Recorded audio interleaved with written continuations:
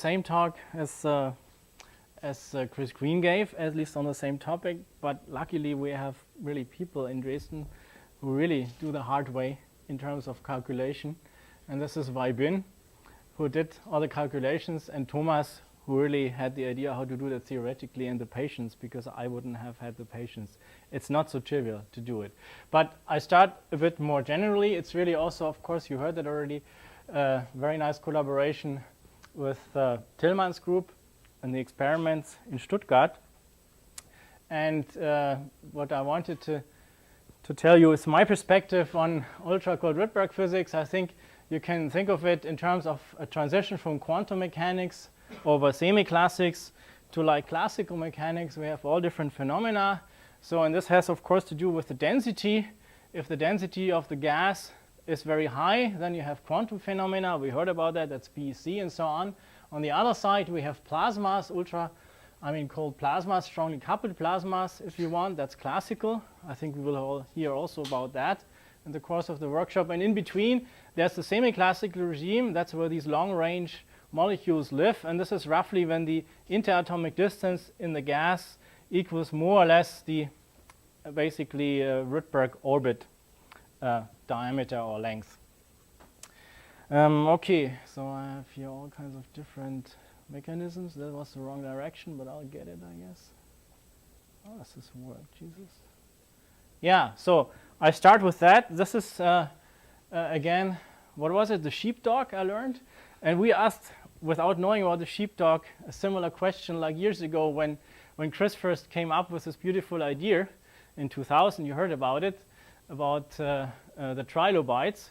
Then I thought, okay, he thinks about this quantum mechanically. I think about it most certainly classically, or if at all semi-classically. And you immediately realize what you have is maybe not a sheepdog, but the sheepdog runs along like a Kepler ellipse, so it's like a planetary problem. So you have in all these Coulomb problems 2 focal points for like a Coulomb orbit. And this is, of course, let's say the ion to which your Rydberg electron belongs. And in the other focal point, you can put your ground state atom. And this should give an optimum unperturbed Coulomb kind of wave pattern. And sure enough, it does. Whenever this sits really in the focal point, you get an exact Coulombic, single electron Coulombic nodal pattern. And this then ends up, like you can see that here, I think, with the minima. So whenever we have the right distance, so the nodes really distribute perpendicularly and along the internuclear axis in the right way, you get the minimum in the potential curve. That's also a way to think about it. Yeah? So this is for the high L states, where you have many, many degenerate angular momentum states contributing to it, the way we heard about it. And that's kind of the semi-classical interpretation of that. And now you can ask yourself about the sheepdog. Here the sheepdog is kind of clear. It runs around. Here's a sheep, yeah, and it kind of holds a sheep. What happens if there's more sheep? So if you want to make a triatomic molecule, now the poor dog gets confused because it has to run on the other side, right? How does it do that? And this is not such a completely trivial question because of the symmetry of the Coulomb orbit. So you have these 2 natural focal points, your ion, your mother ion, and your ground state atom for the dimer, but now you don't have anything left. So what is your guess? You know, where is actually the geometry there if you have now another ground state atom? What does the Coulomb ellipse do? And you see that here what's happening. So this is now basically 2 ground state atoms. Here is your ion. This is the Rydberg ellipse we had before. And that's the other one. It's really a linear combination. It's all degenerate perturbation theory. And you see what happens. And it's, of course, clear once you see it. Aha, this is another preferred situation. The Rydberg orbit actually goes exactly through the other ground state atom, the one which is not in the focus of the ellipse, respectively. This one goes through that one. This one goes through that one. This gives the deepest point in the potential curve. Yeah? And this is how it's basically constructed, if you wish. This adds again to the point Chris made. The dog is running around and the wave function adds a little bit. There it adds most, if you wish. So this gives you the deepest binding. And as you see here, so if you have the appropriate linear combination, it's negative in this case. Your dimer splits off to become deeper bound. And of course, you get the corresponding trimer curve, which is repulsive a little bit, if you wish here, gets less bound. Yeah? that's a normal thing you would get. It's just splits symmetry-wise because you have exact symmetries if you exchange the two ground state atoms. Now, if you see that, and I think Bob Jones asked that question, that kind of gave us the idea, so you can get actually deeper binding here if you add ground state atoms. So maybe we don't actually need the negative scattering lengths at all, where this one goes up again. Maybe we can just bind by the oscillation of the wave function. So let's try it with a repulsive scattering length. And this is here now for a neon-neon dimer. Again, n equals 30. So this would be the repulsive scattering lengths. These are the oscillations. And you see there's no way you can bind. It's just repulsive. But now let's add our second ground state atom just to make a trimer. And now you see, this might be deep enough to bind, at least to have a long-lived resonance. And sure enough, this happens. I don't have time for that. If you want, you can read it here. So if you do the analysis, it's a dirty analysis. I admit that. That's really a zeroth order approximation in terms of all the sophistication we heard before, and we will hear about the dimer in the attractive scattering length. This is just normal mode analysis about this point I showed you in the minimum, but this just gives you an estimate. This should be bound roughly by 900 megahertz, of course, blue detuned now from the Rydberg level n equals 30. So yeah, we would expect something in this repulsive length. And of course, we call that Borromean. Why? Because the dimer is not bound. But if you add another ground state atom, it's a trimer, then it's bound. That's like a typical Borromean system, if you wish. OK, so lifetime would be something like half a microsecond. And there's nice, interesting details. The problem, of course, with this system, as well, I think, with all the other high L systems where it's degenerate manifold, they're very nice theoretically, but you can't actually really make them experimentally. It's much more difficult because you don't know how to achieve these high, how to access this high angular momentum manifold in a clean way. Therefore, we know that Tillman realized the system was low angular momentum. And this is what I want to talk about now. So you go just from the S state via an intermediate P to an S again. So that's basically in zeroth order a single channel. And we heard these were the beautiful results first here.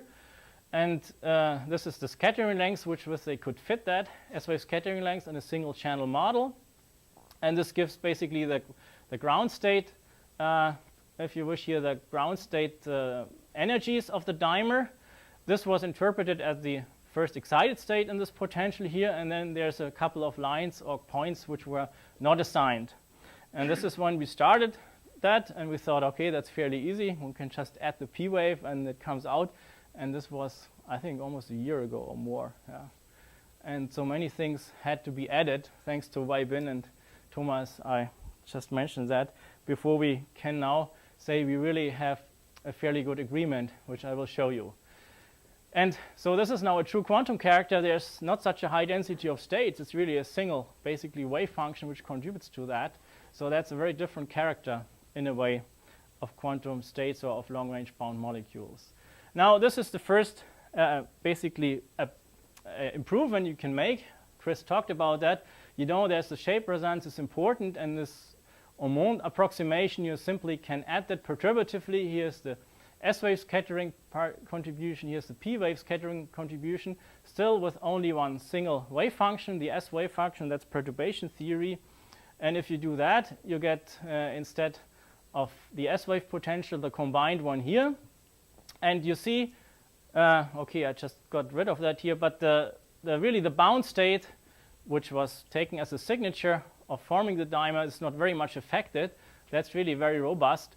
But the excited state spectrum changes considerably. I mean, you can guess that already if you see these two curves. There's no way to actually that this is sufficient. So there's in general quite poor quantitative agreement. So that means one has to go the hard way and really do the full calculation. And this is what we tried. It's not completely full. Chris mentioned that. So we have not included the spin-orbit coupling. So we have only one channel per P wave and one per S wave, two contributions. But still, you will see so far, it's not so bad. So just to remind you, again, this was up again, of course, in the last talk. This is also what Chris and Hossein thought about in the early days. This is really this deep potential which can be created diabatically from the P-wave shape resonance, and they thought about these huge bound states here. Well, we think now about something else. in this comparison, we basically, that's the same now calculated by us, we think really not on this gigahertz scale, we want to get states up here in a 100 megahertz scale. Yeah? So all the oscillations you don't see here, we want to calculate now bound states in, they are hidden in this 100 megahertz scale, which also maybe makes a bit plausible that the calculations are not that easy accuracy-wise. You need a lot of absolute accuracy to say something meaningful there. Okay, so this is now the accurate potential curves, non-perturbatively, but just so you can gauge it, I plotted here also the different stages of perturbation. And basically the green curve is just perturbation theory, single channel. This is what was done initially, also in the experiment, to get the comparison, to get the ground state. And you might have seen 18.5 for the scattering length. This is just the effective scattering length, which gives a very fair and very good approximation, which just makes the potential deeper. And the black curve is the exact calculation, how we did it, I mentioned in a second. And the red curve is kind of an effective approximation where you tune the S-wave scattering length. You see that here to 19.86, and this gives, at least for the bound state here, which lies here, quite a good description. For the rest of the spectrum, it's better than the green curve, but still, of course, not quantitative. One has to admit that. And in a way, this reminds me, at least, I mean, my students always laugh at me because they don't know that, I think, anymore. This reminds me very much like taking an effective charge and a very simple description for ground state atoms. Think about helium. Instead of charge Z equals 2, you put some alpha, you minimize it, optimize it, 1.75, I forget, yeah? And you get for the ground state a reasonable approximation. The rest of the excited spectrum is totally wrong. Here is very similar now. We take an effective scattering length for these new binding states, and this gives a fairly good description here for the ground state. The rest is, of course, not so good. So for the rest, we have to work harder. And if we do our effective scattering length, we get now 19.9 compared to the experiment with 18.5 plus minus 5, which is also kind of reasonable for a single channel, so it's not so far away, we would say. In general, now we have to go to the multi-channel description. Okay, how we do that is not from us, the method. It's already what Chris said, more or less. So what we do is we also have a green function approach. Why do you need Green's functions and not just take a basis and diagonalize your whole system? The reason is that your potential is energy dependent through the energy dependent scattering length. So you can't take a basis set. Yeah, this just doesn't make sense because each basis state would then be energy dependent. So you have to go to a Green's function, take the Coulomb-Keynes function, and then this is the Hamiltonian. So that's the Coulomb interaction between the ion and the electron. This is our ground state potential, polarization potential, here between the ground state atom and the electron. And the Green's function is now the quantum defect included for the Coulomb interaction here. And this you can expand outside the perturber in that way, where basically you have already taken away the angular momentum part, which is just spherical harmonics. And of course, if you are near the perturber, another expansion is valid, because then you can ignore the variation of the Coulomb potential. You take that as being constant. And if you think about this problem, that means you simply scatter a free particle, the electron, from a short-range potential, yeah, because you take the Coulomb interaction to be constant. And this gives you another expansion of the wave function, like this, where here, of course, this is where your ground state atom as a perturber, as the short-range potential enters in terms of the phase shifts. I wrote them down here. Here's the phase shifts. And what you do now, you match both of these solutions near the perturber for r to 0, where the position of your atom is, making these coefficients equal. And this defines a linear system which has solutions only for discrete values of the energy, roughly speaking, and this is where your eigenenergies come from in the end. So the eigenenergies of the spectrum you will see now. Okay, but now we have the potential curves, and before we really get now the vibrational eigenenergies of the lines, there's one more step to do. we have basically to calculate here the vibrational wave functions. And this is also what Chris already mentioned. This is not that trivial, because what you have here is a very strange situation. Kind of these wave functions or these resonances, again, they live here. They are not bound from the inside. They scatter to the inside almost like free. Yeah? The density of states is so high here, you can say it's a continuum. So we just consider that as scattering inward. Very weird thing, but scattering inward. And then, if you still know Howard Taylor, kind of distinguished chemist from California, he came up with what's called Hazy and Taylor, the so-called stabilization method, I think in the 70s, where it's a very simple idea. It's simply you can calculate resonances as bound states by putting artificially a boundary, just enclose your system in a box. We do that here. We just make a wall here, a box, at some distance r0. And then if you find out that you get an energy which is stable, although you change the position of the box, then you can say, aha, this is a resonance state. So that's what we did here. Normally this box is, of course, is put on the outside because you scatter into the free space. Here we put it in the inside, yeah, towards the origin. It's a very weird thing, but there is enough space. We want to have something which is localized here. Now, what is the result of that? You see that here. This is now really the last step. This is really the determination of the vibrational eigenstates from this box quantization in the potential curves we get from the Green's function, blah, blah, blah.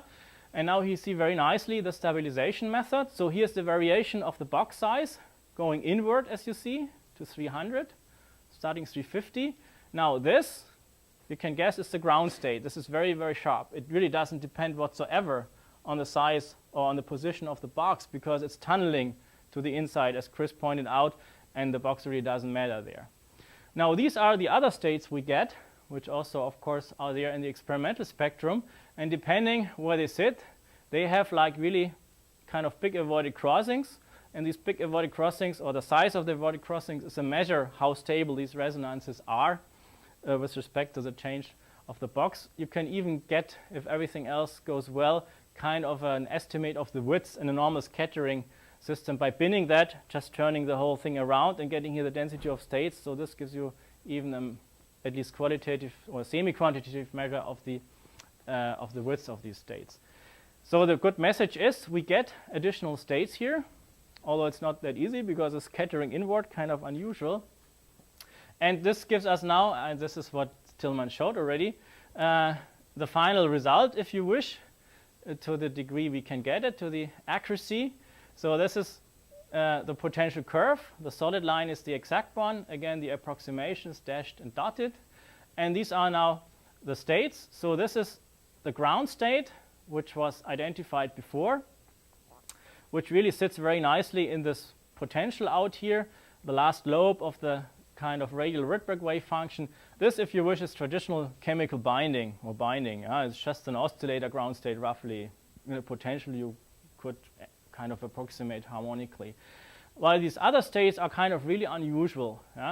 So they, of course, are, first of all, living in this kind of pretty hilly potential with like oscillations. You see, you could think, aha, this is maybe the first excited state, but you can guess already that that's not really true. Yeah, it's extending inward and it's kind of touching this barrier more or less of this lobe and so on. And these ones you wouldn't be able to predict. They just come out a pretty accurate calculation.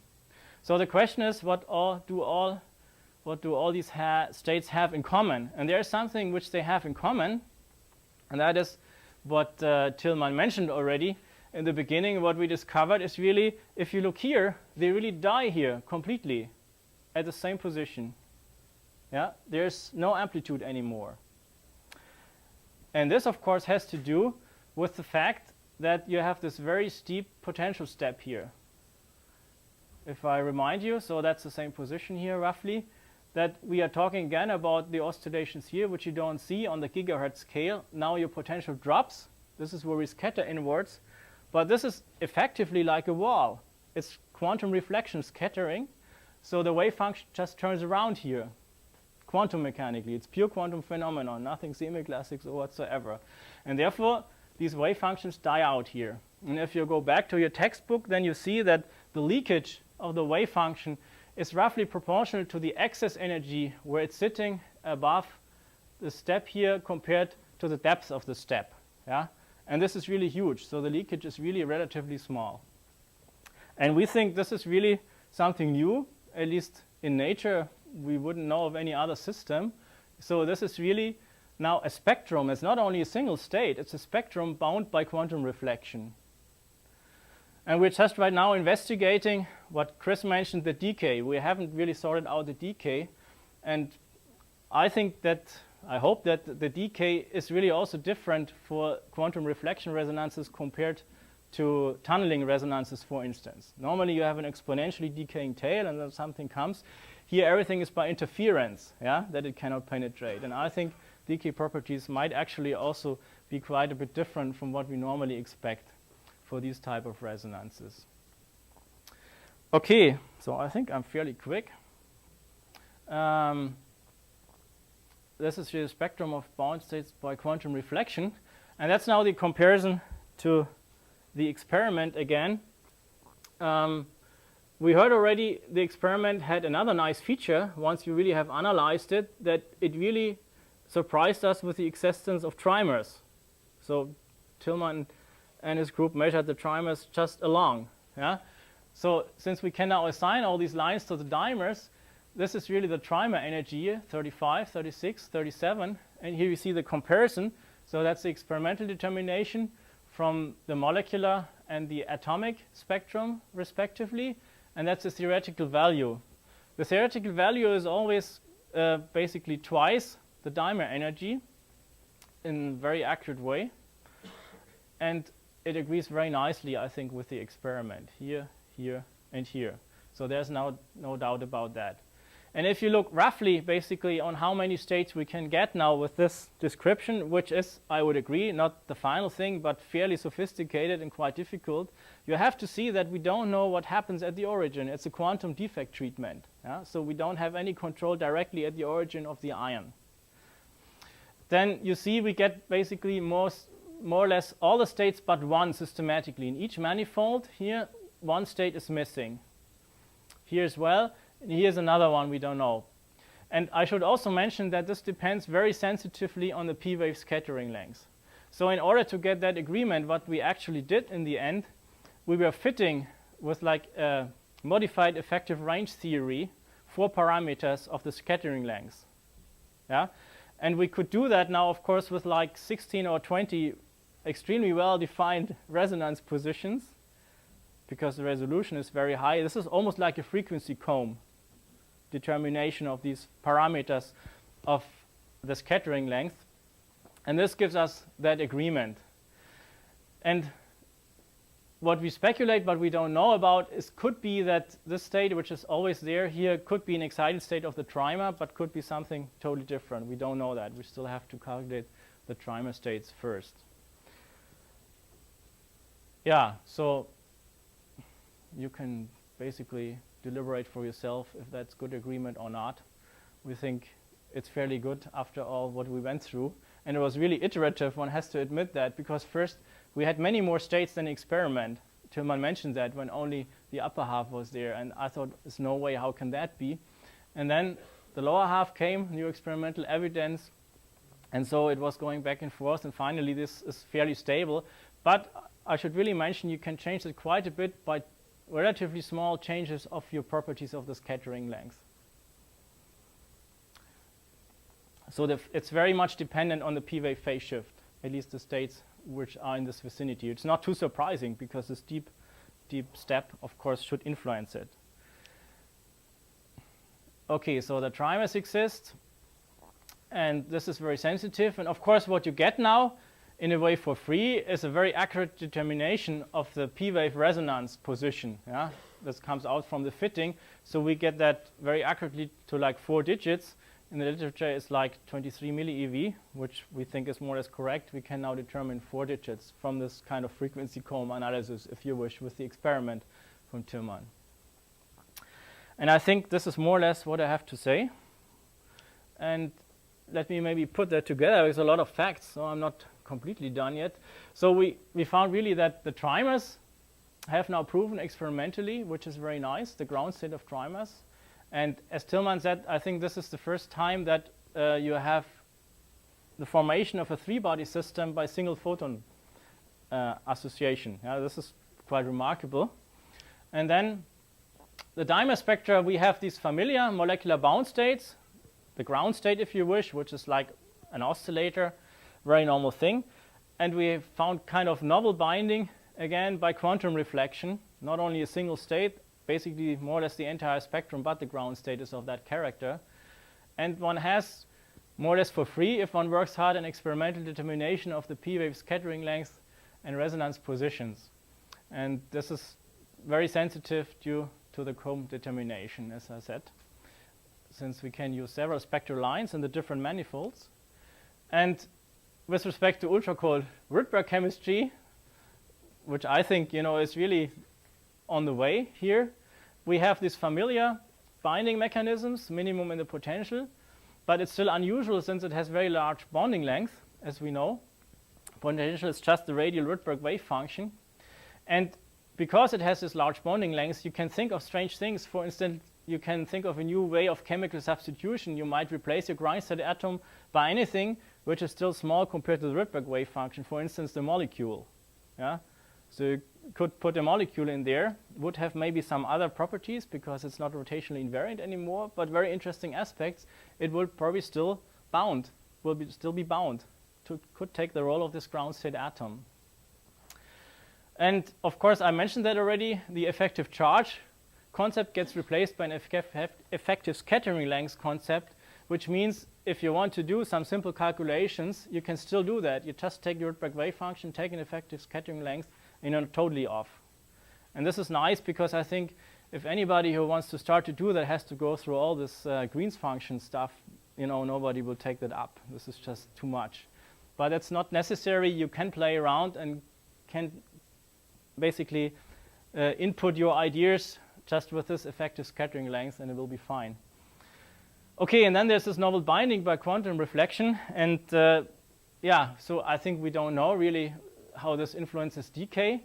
One can think of wave packet dynamics with a microwave pulse to basically initiate dynamics up here of these quantum reflection resonances and see how long they live and what really the scattering inverse means. And in a very abstract way, what this potential really looks like is more like this. If you just step back for a minute from all the oscillations, then you see you essentially have this orange potential, and we are talking here really about resonances which live up here and which are bound by this deep step.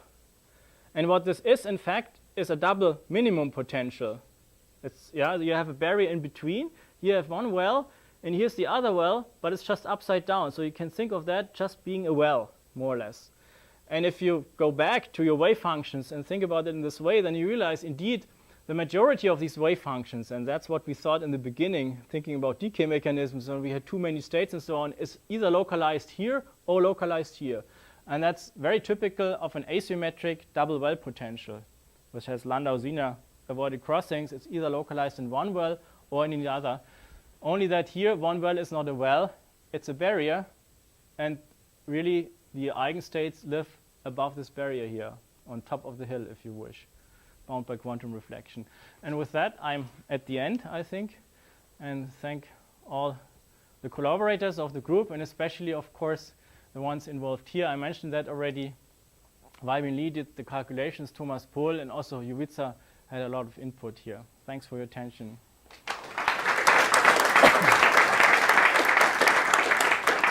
Thanks for this fresh view and problem. Yeah, please. I have to say I'm not convinced by the reflection inwardly. When you reflect from a down step, you have to have the step size be small compared to the wavelength. And it looks more to me like you're reflecting from the top of the last thing. If you looked at, you know how in the WKB function you have a 1 over V coming in. If you looked at sort of the velocity of this guy times the wave function as a function of R, I think that will show you sort of where it is that the reflection is occurring. Well, you saw in the wave function where it's occurring. But there's a big peak right there. If you put the potential on, there's a big spike in the potential right where it's going down.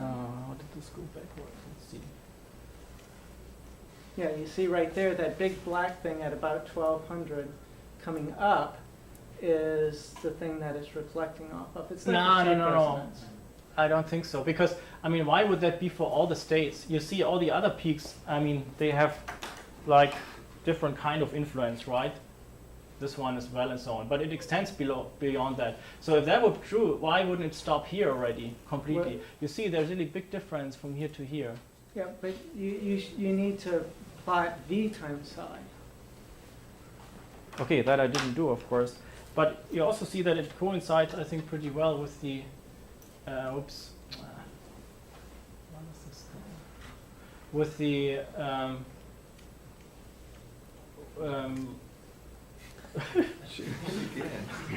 why does this go backward? It does, huh? With potential, I would have been faster here. So here, this is what I meant. Mm-hmm. So here you see that where it occurs is really pretty much exactly where it drops down. I would say it occurs at that last peak. Okay, so this is the subtlety that can you should investigate discuss that. Yeah. during coffee. Yeah, I'm a little puzzled about your definition of the P-wave scattering length, because as I understand it, if you took the exact phase shifts, this AP would not be defined. Tangent delta over k cubed is infinite in the zero energy limit. Yeah, it's what's called modified effective range theory. So the singularity is taken care of there. It's also by Ilya Fabrikant. But in the Fermi potential for P-wave, it's tan delta over k cubed that appears. It's not this AP, right? In what do you mean? In the full calculation, we just take the modified effective range theory. So we parameterize just to second order in k expanded about energy equals 0, and then it would normally be singular. Well, so you have a finite range sphere, but Yeah. you are using the real phase shift. Yes. I see. But I was wondering what then the comparison means with former calculations, because they wouldn't take this effective theory, but they would just take order. I mean, what does it mean? Can you really compare them with previous? Okay, I mean what we do, if you take S and P, you mean in an approximate way. Yeah. You can see at least what the S wave does. Okay, it's a little bit difficult to do, that's true. And you see that if you leave your P wave contribution and just change the S wave, make the S wave effective, you come out with like 19.9 as an optimum value, and in the experiment pure S wave was 18.5. Yeah, that's not so far away. Now, does it mean that is it still a good way to measure now this No. scattering? Probably not. No, Okay. no, I think that's I have a question to both of you, maybe. I mean, you mentioned that, and also looking at you basically, I mean, if you put a perturber that is no longer just polarizable but has a permanent dipole moment, like for example a ground state heteronuclear molecule, and you have some leftover, what do you do, lithium or cesium, and you excite this to the Rydberg state and you try to trap this polar molecule now. Is there a way to treat this theoretically? Because now the scattering potential is a 1 over r squared potential, which you cannot treat by partial waves and so on. And so I would not know how to do this, actually. But is there any knowledge about how to? Well, I mean, I can take a shot at this. I would say that it depends a little bit on the strength of the dipole, but a lot is known about electron scattering from polar molecules, and I would imagine there's a regime where you could treat as a localized scattering off of this polar molecule, and it doesn't extend too far away compared to the wavelength, which is so long in the Rydberg. So the screen function type theory, I would guess, could be adapted to that, at least approximately. Maybe corrections perturbatively.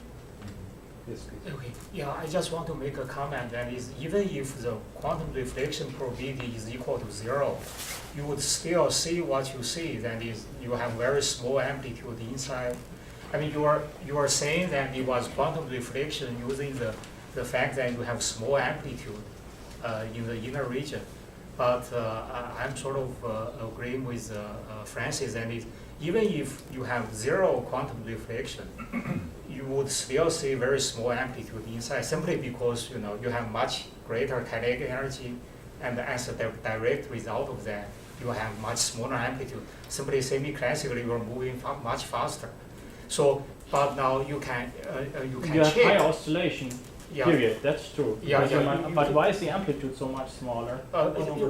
Because you are moving much faster, so you are spending much less time in the inner region. Yeah. Okay. But you can check now, and because But it's still, I mean, this is, you can. but that's the same of quantum. I mean, this is identical to quantum reflection, isn't it? It's the same principle. It's just another way to explain that. No, for quantum Understand? reflection, you can define precisely a quantum reflection probability.